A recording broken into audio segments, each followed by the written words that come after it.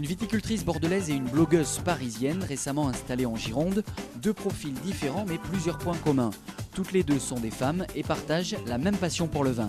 Je suis tombée dedans quand j'étais petite. Mes parents étaient viticulteurs, mes grands-parents étaient viticulteurs. La seule petite anecdote rigolote, c'est que je suis la première fille dans la famille Barthes depuis 7 générations. Terminer les clichés, les femmes sont écoutées, consultées et influentes, comme Vicky Wine, dont le blog réunit plusieurs milliers d'abonnés. Mon père est vigneron à Fleury dans le Beaujolais, donc j'ai commencé par écrire sur le vin et à me balader un peu partout.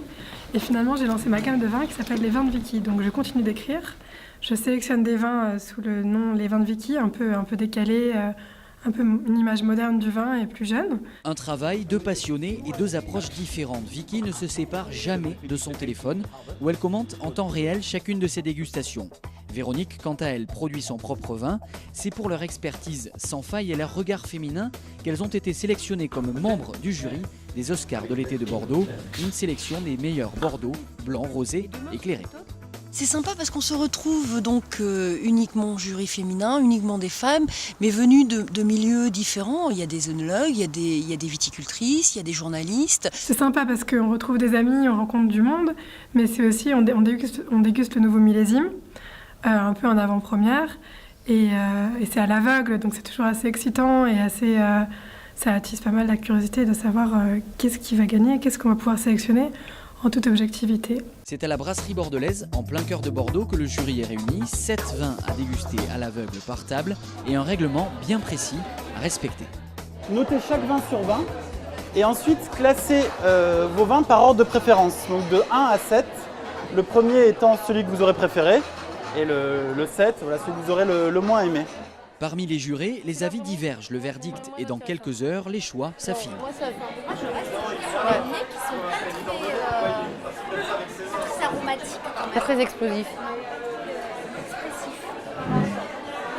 Bon, celui-là, moi, j'aime moins. Peut-être, ouais, oui, peut-être. Pour notre blogueuse, le verre est à peine terminé qu'il faut déjà se mettre au travail et livrer ses impressions. Je suis en train de partager une photo de la table, de l'ensemble des tables de jury. Pour un peu dire où je suis, ce que je fais. Les places sont limitées, il y a des gens qui auraient aimé venir, il y a des gens qui s'intéressent, il y a des gens qui ont envie de savoir le résultat, que ce soit des vignerons ou des journalistes ou même des consommateurs lambda.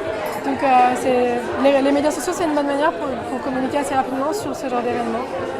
Tout d'abord, merci pour votre patience, mais démêler le résultat de 100 femmes, c'était quand même compliqué pour nous. Ballon Larquette.